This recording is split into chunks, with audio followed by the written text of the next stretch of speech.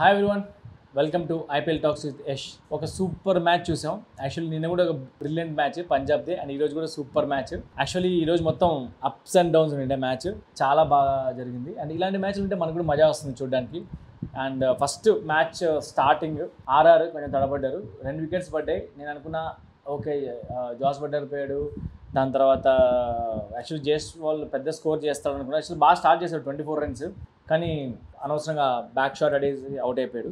అక్కడ నుంచి స్లో అయిపోయింది. 10 ఓవర్స్కి 70 చేంజ్ ఉంది ఆర్ఆర్. నేను అనుకున్నా ఒక 150, 160 వస్తుందేమో, కష్టమే జీటీ కొట్టేస్తుందని. కానీ super batting once again. Sanju Samson, Riyan Parag వేరే లెవెల్లో ఆడాడు. Sanju Samson again back to form, back to back కంటిన్యూగా మంచి మంచి ఇన్నింగ్స్ ఆడుతున్నాడు. కానీ రియాన్ పరాగ్ గురించి మాట్లాడాలి. What a comeback actually. ఇంతవరకు రియాన్ పరాగ్ ఇలాంటి అంటే చాలా ఇయర్స్ నుంచి ఆడుతున్నాడు. చాలామంది క్రిటిసిజం చేశారు మనోడిని, ఎందుకు టీంలో పెట్టుకున్నారు అది ఇది అని. కానీ నిజంగా సూపర్ కమ్బ్యాక్. ఇదే లైఫ్ అంటే. మనం ఎంత డౌన్లో వెళ్ళినా కూడా మనకంటూ ఒక టైం వస్తుంది, దానికోసం వెయిట్ చేయాలి. అని ఈ సీజన్ రియాన్ పరాగ్ టైం, ప్రతి మ్యాచ్ ఆడుతున్నాడు. ఇది 3rd 50 మనోడిది కంటిన్యూగా 5 innings 3rd 50. బ్రిలియంట్గా ఆడుతున్నాడు. 76 from 48, 5-6 and 3 4s. Brilliant innings. స్కోర్ని అలా తీసుకెళ్ళిపోయారు. 196 చాలా చాలా చాలా పెద్ద టార్గెట్. బికాస్ జీటీకి 196 చేస్ చేయడం చాలా కష్టం. బికాస్ మిల్లర్ లేడు, పవర్ హిట్టింగ్ లేదు, అండ్ టాప్ ఆర్డర్ కూడా అంత గిల్ తప్ప వేరే ఎవరు ఫామ్లో లేరు. ఈరోజు విలియమ్సన్ కూడా లేడు, వేడ్ని తీసుకుని వచ్చారు. నేను చెప్పి యాక్చువల్లీ వేరే వస్తాడని. But 196 is a huge score. దాని తర్వాత జీటీ బ్యాటింగ్ స్టార్ట్ అయింది. Once again good start from Sai Sudharsan and Shubman Gill. బ్రిలియంట్గా ఆడారు. 35 సాయి సుదర్శన్, 72 గిల్. ఒక మంచి మూమెంటం తెచ్చారు. 6 ఓవర్స్కి 52 ఉన్నింది వాళ్ళ స్కోరు. మంచి స్టార్ట్, 0 wickets. దాని తర్వాత వేడు యాక్చువల్లీ ఏమైందంటే జీటీ స్కోరింగ్ బాగా వెళ్తుంది, మంచిగా పార్ట్నర్షిప్ బిల్డ్ చేస్తున్నప్పుడు కరెక్ట్గా వర్షం పడింది, మధ్యలో గ్యాప్ వచ్చింది. దాని తర్వాత wickets, Wade out, Abhinav Manohar out, Vijay Shankar out, back to back wickets పడిపోయాయి. తర్వాత నాకు ఇంకా మ్యాచ్ అయిపోయింది. నేను రాజస్థాన్ ప్రిడిక్ట్ చేస్తా కొడతారని, సో రాజస్థాన్ మ్యాచ్ అనుకున్నా. కానీ twist in the game. Brilliant innings once again from Rahul Tewatia. 22 runs కొట్టాడు 11 balls. And Shahrukh Khan 8 balls ఆడాడు, చాలా షార్ట్ ఇన్నింగ్స్, కానీ 14 runs కొట్టాడు. యాక్చువల్లీ ఎప్పటి నుంచో చెప్తున్నా షారుఖ్ ఖాన్ ఆడియండి, బికాస్ షారుఖ్ ఖాన్ అనేవాడు మంచి ఫినిషర్ అండ్ పవర్ హిట్టర్. జీటీకి లేనిది అది power hitting. And super star of this match is Rashid Khan. 11 balls, 24 runs, 4 boundaries. What a knock, winning knock అది. నాకు యాక్చువల్లీ లాస్ట్లో 3 ఓవర్స్కి 40 చేంజ్ అన్నప్పుడు కూడా వికెట్స్ లేవు, ఓన్లీ తివాటియా రషీద్ ఖాన్ ఆడుతున్నాడు. అయినా కూడా నాకు అనిపించింది జీటీ కొడుతుందని. ఎందుకంటే రాహుల్ తివాటియా, రషీద్ ఖాన్ కలిసి ఇలాంటి మ్యాచెస్ చాలా గెలిపించారు. వాళ్ళు డెత్లో చాలా భయంకరంగా ఆడతారు. Because Rashid Khan power hitting ఏదైతే రేంజ్ ఉందో చాలా, లైక్ 360 ఆల్మోస్ట్. మనం చూస్తున్నాం 360 players. Like for example ABD ఉండింది అప్పుడు, స్కై ఆడతాడు, క్లాసన్ కూడా వినడం, లైక్ అంటే మంచి ఫామ్లో ఉన్నప్పుడు, మంచి రేంజ్లో ఉన్నప్పుడు ఎట్టైనా కొడతాడు. కానీ రషీద్ ఖాన్ కూడా నిజంగా చాలా అండర్ రేటెడ్ ఫినిషర్. చాలా మ్యాచెస్, చాలా చాలా చాలా చాలా క్రూషియల్ మ్యాచెస్ గెలిపించాడు. అండ్ మనోడు బికాజ్ అన్ని కైండ్ ఆఫ్ షాట్స్ ఉన్నాయి. అది ఒక హాఫ్ హెలికాప్టర్ షాట్ కొడతాడు, మనోడిది ఒక స్నేక్ షాట్ అని ఉంటుంది, ఈ కవర్స్ పై నుంచి ఇలా కొడతాడు, అండ్ బయట షాట్స్ కూడా ఇలా కొడతాడు. చాలా కష్టం మనోడికి ఫీల్డింగ్ సెట్ చేయడం. Brilliant innings. జీటీ ఒక వండర్ఫుల్ మ్యాచ్ గెలిచింది. వాళ్ళకి చాలా ఇంపార్టెంట్ మ్యాచ్ ఇది. నేను చెప్తున్నా యాక్చువల్లీ, అంటే నేను లాస్ట్ ఎపిసోడ్లో కూడా చెప్పా, రాజస్థాన్ ఆల్రెడీ 4 మ్యాచ్ గెలిచారు, వాళ్ళకి అది అంత ఇంపార్టెంట్ కాదు ఈ మ్యాచ్. కానీ జీటీకి చాలా important match, because already 3 matches ఓడిపోయారు. But great team effort. నిజంగా జీటీని చూస్తే నాకు చాలా నచ్చుతుంది. బికాస్ ప్రతి ఒక్క టీంలో ఎవరో ఒక సూపర్ స్టార్స్ ఉన్నారు. అంటే కొన్ని టీమ్స్లో సూపర్ స్టార్ పేర్లు, పెద్ద పెద్ద పేర్లు, huge auction amount behind them. కానీ జీటీ టీం ఒక్కటే. హార్దిక్ పాండ్యా షిఫ్ట్ అయిపోయాడు. హార్దిక్ పాండ్యా తప్ప వేరే ఏం లేదు వాళ్ళతో. అంటే పోయిన సీజన్ చూసుకుంటే, ఈ సీజన్ కూడా హార్దిక్ పాండ్యా కూడా లేడు, షమీ ఇంజ్యూర్డ్. కానీ వాళ్ళ టీమ్ ఎఫర్ట్ చాలా బాగుంటుంది. ఒక టీం మొత్తం ఒకరే ఆడతారు. That is very important. క్రికెట్లో ఎప్పుడే కానీ ఒక ఇండివిజువల్ ప్లేయర్ కానీ, ఒక ఇండివిజువల్ స్టార్ కానీ మీకు మ్యాచ్ గెలిపారు. This is the example. ఇప్పుడు ఫర్ ఎగ్జాంపుల్ మనం ఆర్సీబీ అని అనకూడదు, బట్ ఆర్సీబీ చూసుకుంటే there are so many super stars in that team. Like Faf, Virat Kohli, Maxwell, Green, DK, చాలామంది సూపర్ స్టార్స్ ఉన్నారు. కానీ టీం బ్యాలెన్స్ అవ్వట్లేదు. ఇప్పుడు ఇదే జీటీని చూసుకుంటే టీం బ్యాలెన్స్ భయంకరంగా ఉంది. ఒకరు ఆడకపోయినా ఒకరు ఆడుతున్నారు. ఇప్పుడు చూడండి, ఈరోజు మొత్తం top order flop, only Gill ఒకటి క్లిక్ అయ్యాడు, కానీ కింద రషీద్ ఖాన్ మ్యాచ్ గెలిపించేశాడు. So that's what team combination is all about. But brilliant match. నేనైతే బాగా ఎంజాయ్ చేశాను. ఐ థింక్ మీరు కూడా చాలా ఎంజాయ్ చేసినారు అనుకుంటా. సో మనం ఈ మ్యాచ్ అందరూ చూసేసి ఉంటారు. సో మనం ప్రిడిక్షన్లోకి వెళ్ళిపోదాం. అంటే మనం ఏం ప్రిడిక్ట్ చేస్తామని ఒకసారి చూసుకుందాం. సో నేను ఆర్ఆర్ గెలుస్తుందని చెప్పాను, జీటీ గెలిచింది. So prediction wrong, but I'm happy. And Yashasvi Jaiswal 30+ score చేస్తాడని చెప్పాను. 24 స్కోర్ చేశాడు, 6 run shot. And Rashid Khan 2 wickets తీస్తాడని చెప్పాను. రషీద్ ఖాన్ 1 వికెట్ తీసాడు. సో ఈ ప్రిడిక్షన్ కూడా ఫ్లాప్ అయింది. 3 ఫ్లాప్. బట్ ఖచ్చితంగా చాలామంది కమెంట్ సెక్షన్లో కరెక్ట్ ప్రిడిక్ట్ చేసింటారు. సో ఎవరైతే కరెక్ట్ ప్రిడిక్ట్ చేస్తారో మనం ఒకసారి చూసుకుందాం. ఓకే, సో చాలామంది ప్రిడిక్ట్ చేశారు, చాలామంది కరెక్ట్ ప్రిడిక్ట్ చేశారు, చాలామంది తప్పుగా ప్రిడిక్ట్ చేశారు. కానీ చాలామంది కరెక్ట్గా ప్రిడిక్ట్ చేసిన వాళ్ళలో ఒకరు మాత్రం బ్యాంగ్ ఆన్గా కరెక్ట్గా ప్రిడిక్ట్ చేశారు. సో వాళ్ళు వచ్చేసి అన్స్టేబుల్ సోల్. సో కింద మెన్షన్ చేస్తాం ఆ పేరు. జీటీ విన్ అన్నాడు, జీటీ విన్ అయింది. గిల్ 30+ స్కోర్ చేస్తా అన్నాడు, 30+ స్కోర్. అండ్ చహల్ 2 వికెట్స్ తీశాడు. So bang on. So congratulations brother, మీకు ఒక మంచి గిఫ్ట్ కూపన్ రాబోతుంది. So have fun. And thank you so much అందరికీ ఈ ఎపిసోడ్ని చూసి అండ్ ప్రిడిక్ట్ చేస్తున్నారు, చాలామంది కమెంట్స్ చేస్తున్నారు. సో మనం నెక్స్ట్ మ్యాచ్కి వెళ్ళిపోదాం. So next match Bengaluru versus Mumbai. ఏమంటారు, super star versus super star అన్నట్టు. చాలా పెద్ద మ్యాచ్, చాలా పెద్ద మ్యాచ్. ఆర్సీబీకి పెద్ద మ్యాచ్, ప్లస్ ముంబైకి పెద్ద మ్యాచ్. బికాస్ ముంబై ఇప్పుడే ఫస్ట్ మ్యాచ్ గెలిచింది మొన్న. అండ్ వాళ్ళ విన్నింగ్ స్ట్రైక్ స్టార్ట్ చేశారు. అండ్ ఎప్పుడైతే ముంబై విన్నింగ్ స్ట్రైక్ స్టార్ట్ చేస్తుందో వాళ్ళు ఆపడం చాలా కష్టం.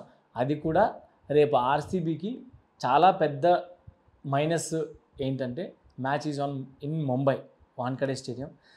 భయంకరంగా క్రౌడ్ వస్తారు. And so much support for MI because రీసెంట్గా ఒక మ్యాచ్ గెలిచారు. సో ఈ మ్యాచ్ చాలా టఫ్ కాబోతుంది బెంగళూరుకి. ముంబై వాళ్ళు భయంకరమైన ఫామ్లోకి వచ్చేసారు అందరూ. మన షెపర్డ్ బ్యాటింగ్ చూస్తే లాస్ట్ ఓవర్ నోటేకి 32 రన్స్ కొట్టాడు. అసలు భయంకరమైన హిట్టింగ్. సో మ్యాచ్లోకి వెళ్ళిపోదాం. సో నాకు తెలిసినందుకు ముంబై ఏం చేంజెస్ చేయరు. బికాస్ మొన్న హార్దిక్ పాండ్యా ఇంటర్వ్యూలో కూడా this will be our playing 11 అని చెప్పాడు. ఆల్మోస్ట్ టీమ్ సెట్ వాళ్ళది. భయంకరమైన బ్యాటింగ్ లైనప్ అండ్ అలాగే మంచి బౌలింగ్ లైనప్. ఒకటే వాళ్ళకి మైనస్ పాయింట్ అంటే స్పిన్నర్ ఎవరు లేరు. మళ్ళీ పీయూష్ చావ్లా ఒకటే చేస్తున్నాడు, కానీ పీయూష్ చావ్లా అంత ఎఫెక్టివ్ ఏం లేడు.